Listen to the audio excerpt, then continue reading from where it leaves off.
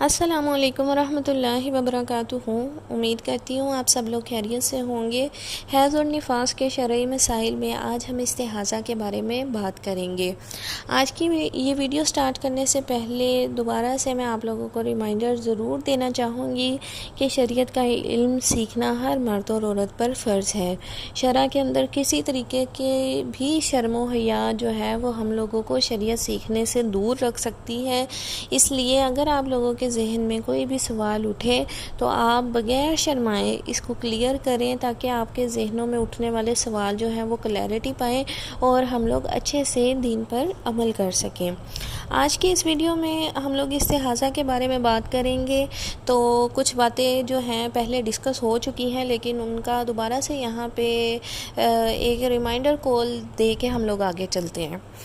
ہم لوگوں نے حیض کے بارے میں بات کی تھی کہ مہینے کے دنوں میں کچھ ایام ایسے ہوتے ہیں جس میں عورت کو بلڈ آتا ہے اور یہ اس کے حیض کے دن کہلاتے ہیں۔ اور ہم لوگوں نے یہ بھی بات کی تھی کہ حیض کے کم از کم مدت 3 دن اور 3 راتیں اور زیادہ سے زیادہ 10 دن اور 10 راتیں ہیں۔ اور میں نے ساتھ ساتھ آپ لوگوں کے ساتھ یہ بھی ڈسکس کیا تھا کہ ایک حیض سے دوسرے حیض کے درمیان وقفہ کم از کم 15 دن کا ہونا چاہیے۔ اب کبھی کبھی ایسے ہوتا ہے کہ 10 دن میکسیمم ڈیز ہے نا حیض کے، اب 10 دن مکمل ہونے کے باوجود بھی بلڈ آنا نہیں رکتا، یا پھر ایسے ہوتا ہے کہ 10 دنوں سے پہلے عادت کے مطابق حیض جو آتا تھا عورت کو اس کے مطابق حیض آیا، لیکن 10 دن مکمل ہونے کے بعد سپوٹنگ ہونے لگ گئی، یا پھر ایسے ہوتا ہے کہ جو پورا مہینہ ہی عورت کو وقفے وقفے سے داغ لگتا رہتا ہے۔ تو یہ جتنا بھی اضافی بلڈ آ رہا ہے، سپوٹنگ ہو رہی ہے، ڈسچارج ہو رہا ہے، یہ حیض نہیں ہے، اس کو آپ نے پیریڈز میں کنسیڈر نہیں کرنا، اور نہ ہی ان کے احکامات جو ہیں وہ حیض اور نفاس جیسے ہیں، نہ ہی اس میں نماز معاف ہے اور نہ ہی اس میں روزہ منع ہے۔ حیض اور نفاس کے اندر یہ معاملہ ہوتا ہے کہ عورت پاک نہیں ہوتی تو نمازیں جو ہیں اس وقت کی معاف ہوتی ہیں، اور روزے جو اس دورانیے میں آتے ہیں وہ بعد میں عورت نے قضا کرنے ہوتے ہیں۔ لیکن استحاضہ میں یعنی جو بلڈ حیض کے علاوہ آ رہا ہے 10 دن کے بعد یا 10 دن مکمل ہونے کے بعد بھی بلڈ نہیں رک رہا، یا 2 حیض کے درمیان 15 دن کا جو وقفہ ہونا چاہیے تھا اس سے پہلے ہی بلیڈنگ سٹارٹ ہو گئی ہے، یا وقفے وقفے سے سپوٹنگ ہو رہی ہے، تو یہ استحاضہ ہے، یہ آپ کے پیریڈز نہیں ہیں۔ ان کو آپ نے ایز اے پیریڈ حیض کے طور پہ کنسیڈر نہیں کرنا، اور نہ ہی آپ کی نماز رکنی چاہیے، اور نہ ہی آپ کو یہ چیز یہ استحاضہ روزے سے مانع کرتا ہے۔ آقا دو جہاں صلی اللہ علیہ وآلہ وسلم کا استحاضہ کے بارے میں فرمانے عالی شان ہے کہ یہ ایک بیماری ہے، یا یہ شیطان کی ضرب ہے،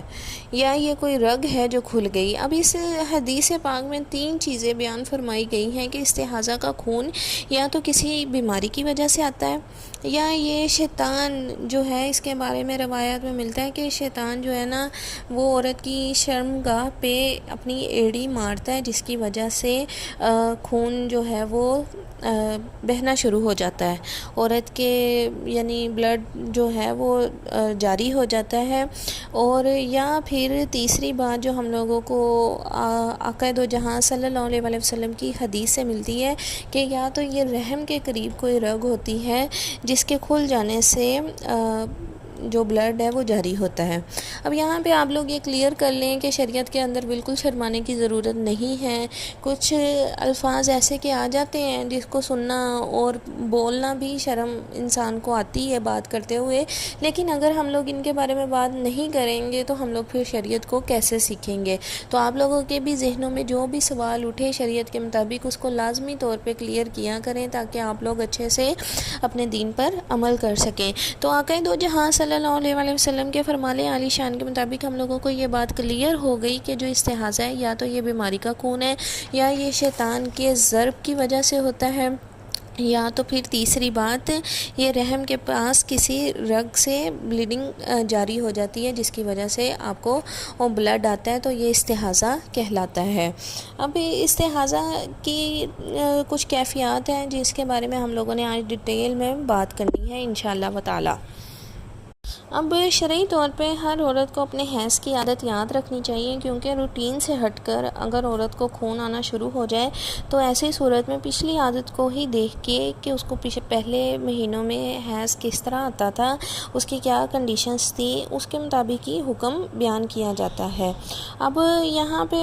عادت معلوم ہونے یا نامعلوم ہونے کے اعتبار سے حکم میں فرق پڑ جاتا ہے۔ اب اگر ایک عورت کو پتہ ہی نہ ہو کہ میرے حیض کے کتنے دن تھے، پھر اس کے لیے اور حکم ہوگا شریعت میں، اور اگر کسی کو پتہ ہے کہ میرے حیض کے دن کتنے تھے، اس کے لیے اور احکامات ہوں گے۔ اب ہم لوگ پہلے اس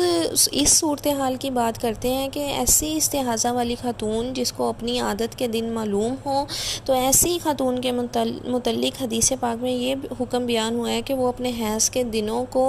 نوٹ کر لے، پھر ان دنوں میں نماز نہ پڑھے۔ یعنی یہ پہلی کیفیت ہے کہ اگر کسی کو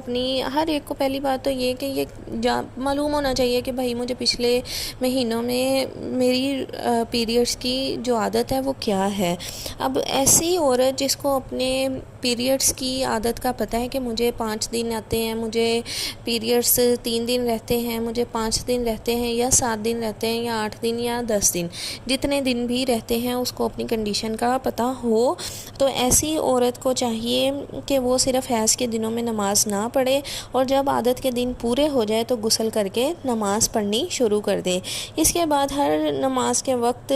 غسل کرنے کی حاجت نہیں ہے، بلکہ اگر اس کو استحاضہ کا خون آ بھی رہا ہے تو وہ وضو کرے گی اپنی روٹین کے مطابق اور اپنی نمازیں جاری رکھے گی۔ حضرت عائشہ رضی اللہ تعالیٰ عنہ سے مروی ہے کہ حضرت فاطمہ بنت ابی حبیش نے نبی اکرم صلی اللہ علیہ وآلہ وسلم کی بارگاہ میں حاضر ہو کر عرض کیا کہ مجھے استحاضہ کا خون آتا ہے اور میں پاک نہیں ہو پاتی، تو کیا میں نمازیں چھوڑ دوں؟ تو آقا کریم صلی اللہ علیہ وآلہ وسلم نے ارشاد فرمایا، نہیں، نمازیں نہ چھوڑو، یہ تو رگ کا خون ہے، یہ حیض نہیں ہے۔ تم اپنے حیض کے دنوں میں نماز نہ پڑھو، پھر غسل کرو اور ہر نماز کے لیے وضو کر کے نماز پڑھ لیا کرو، اگرچہ خون کے قطرے چٹائی پر گرتے بھی ہوں۔ یعنی آپ نے بس، اگر آپ کو پتہ ہے نا کہ مجھے کتنے دن حیض رہتا ہے، تو آپ نے ان دنوں میں آپ نے نماز نہیں پڑھنی، وہ اس پہ آپ کو حیض کی کنڈیشنز اپلائی ہوں گی۔ لیکن اگر اس کے علاوہ آپ کو ڈسچارج ہو رہا ہے، آپ کو بلیڈنگ ہو رہی ہے، تو آپ نے اس کو بالکل کنسیڈر نہیں کرنا، بلکہ آپ نے غسل کر کے پاک ہو جانا ہے اور اپنی نمازیں شروع کر دینی ہے، اور ہر نماز کے وقت بس آپ نے وضو کرنا ہے اور اپنی نماز ادا کر لینی ہے۔ اب کچھ وہ مستحاضہ، یعنی استحاضہ تو ہو گیا بیماری کا خون یا شیطان کے ضرب لگنے کی وجہ سے، یعنی جب آپ کو شیطان چاہتا ہے کہ اس کو میں بہکاؤں، اس کو لگے کہ یہ حیض کا خون ہے اور وہ نماز نہ پڑھے، یہ مطلب دین سے دور رہے، یا تو پھر وہ کسی رگ کی وجہ سے، رگ سے خون نکلنے کی وجہ سے خون جاری ہوتا ہے، تو جو استحاضہ ہے والی خاتون ہے، جس کو استحاضہ کا خون آ رہا ہے، اس کو مستحاضہ عورت کہتے ہیں۔ اب اگر ایسی کوئی خاتون جس کو اپنی حیض کی عادت معلوم ہی نہ ہو، اب ہر بندہ نوٹ نہیں نہ کرتا، کچھ عورتیں نہیں دھیان دیتی کہ کتنے دن مجھے حیض رہتا تھا، اب اگر ایسے کی کوئی عورت کا معاملہ ہو جس کو اپنے حیض کے دنوں کی عادت کا معلوم ہی نہ ہو، تو پھر اس کے لیے شرعی احکامات کیا ہوں گے؟ اب اگر استحاضہ والی خاتون کو اپنے حیض کی عادت کسی طرح بھی معلوم نہ ہو سکے اور خون جو ہے وہ مسلسل جاری ہو، تو پھر ہر نماز کے وقت ایسی عورت کے لیے شرعی حکم ہوگا کہ وہ غسل کرے اور غسل کر کے نماز ادا کرے۔ اب ابھی تک ہم لوگوں نے 2 کنڈیشنز جان لی، ایک تو وہ جنہیں اپنی حیض کی عادت معلوم تھی وہ اپنا غسل کریں گی، اور اس کے بعد جو بھی بلیڈنگ ہوگی وہ اس کو کنسیڈر نہیں کریں گی اور نماز پڑھیں گی وضو کر کے نارمل وے میں۔ اب ایک ایسی عورت جس کو اپنے حیض کے دنوں کا معلوم ہی نہیں تھا کہ مجھے کتنے دن حیض کی عادت رہتی ہے، تو اس کے لیے پھر یہ حکم ہے کہ وہ ہر نماز کے وقت غسل کرے اور غسل کر کے نماز ادا کرے۔ اب جو تیسری کنڈیشن ہے اس کے بارے میں حضرت عائشہ رضی اللہ تعالیٰ عنہ کی حدیث کو ہم لوگ لیتے ہیں کہ آپ صلی اللہ علیہ وآلہ وسلم کے پاس ایک عورت استحاضہ کی بیماری میں اس وقت مبتلا ہو گئی، تو اس کو آپ صلی اللہ علیہ وآلہ وسلم نے یہ حکم دیا کہ وہ عصر کو جلدی یعنی عصر کے اول وقت میں اور ظہر کو لیٹ کر کے یعنی ظہر کے آخری وقت میں پڑھے، اور ان دونوں نمازوں کے لیے ایک غسل کر لیا کرے۔ یعنی کہ ایک عورت ایسی تھی، یہ بھی استحاضہ کی کیفیت ہم لوگ ڈسکس کر رہے ہیں کہ ایک عورت حضور پاک صلی اللہ علیہ وآلہ وسلم کے زمانے میں استحاضہ کی بیماری میں مبتلا ہو گئی، تو آپ صلی اللہ علیہ وآلہ وسلم نے اس کو 3 دفعہ دن میں غسل کرنے کا حکم دیا، اور وہ کیسے تھا کہ آپ صلی اللہ علیہ وآلہ وسلم نے اسے حکم دیا کہ تم اپنی ظہر کی نماز لیٹ کر کے آخری وقت میں اور عصر کی نماز اول وقت میں ایک ہی غسل کر کے پڑھ لو، اور پھر تم مغرب کی نماز لیٹ کر کے آخری وقت میں اور عشاء کی نماز پہلے وقت میں دوسرا غسل کر کے پڑھ لو، اور پھر تیسری دفعہ تم فجر کی نماز کے وقت غسل کرو۔ اب یہ کون سی کنڈیشن تھی جس میں آقا دو جہاں صلی اللہ علیہ وآلہ وسلم نے استحاضہ کی بیماری میں دن میں 3 دفعہ غسل کرنے کا حکم دیا اس عورت کو؟ اب اس احادیث کی جو تعویل ہمارے احناف کے نزدیک ہے وہ یہ ہے کہ یہ ایک ایسی استحاضہ والی خاتون تھی جس کو اپنے حیض کی عادت والے دن معلوم نہ تھے، البتہ یہ ضرور معلوم تھا کہ اس کا حیض جو تھا ان 3 وقتوں میں سے یعنی عصر کے وقت یا عشاء کے وقت یا فجر کے وقت، ان 3 اوقات میں سے کسی وقت میں ختم ہوا کرتا تھا، اس لیے اس عورت کو ہر نماز کے وقت غسل کرنے کی بجائے صرف اور صرف ان 3 اوقات میں غسل کرنے کا حکم دیا گیا۔ تو اب ہم لوگوں کو یہ بالکل کلیئر ہو گیا ہے کہ استحاضہ کیا ہے، وہ خون ہے کسی بیماری کا، یا شیطان جب عورت کی شرمگاہ پہ اپنی ایڑی سے ضرب لگاتا ہے تو تب عورت کے خون جاری ہوتا ہے، یا پھر یہ کسی رگ سے خون نکلنے کی وجہ سے جاری ہوتا ہے۔ اور اب ہم لوگوں نے یہ بات بھی کلیئر کر لی ہے کہ 3 کیفیات ہیں۔ ایک وہ عورت جس کو اپنے پیریڈز کی عادت کا معلوم ہے تو وہ ایک دفعہ پاک ہوگی، غسل کر لے گی، پھر اس کے بعد نارملی حیض ختم ہونے پر غسل کرنے کے بعد ہر نماز کے لیے وضو کر کے نماز ادا کرے گی۔ اور دوسری ہم لوگوں نے کنڈیشن جانی جس کو اپنے حیض کی عادت کا معلوم نہیں ہے تو اس کے لیے ایسے اور اس کو استحاضہ کا خون جاری ہی ہے، رک نہیں رہا، تو ایسی عورت ہر نماز کے وقت غسل کرے گی۔ اور تیسرا جو ہم لوگوں نے استحاضہ کا شرعی حکم جانا کہ ایسی عورت جس کو اپنے حیض کی عادت کا معلوم نہیں تھا کہ اس کو کتنے دن حیض رہتا ہے، لیکن اس کو یہ معلوم تھا کہ یا تو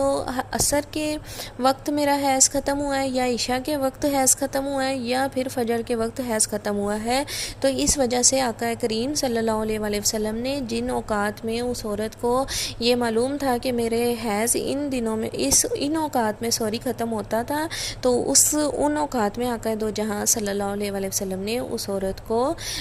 غسل کر کے نماز پڑھنے کا حکم عطا فرمایا۔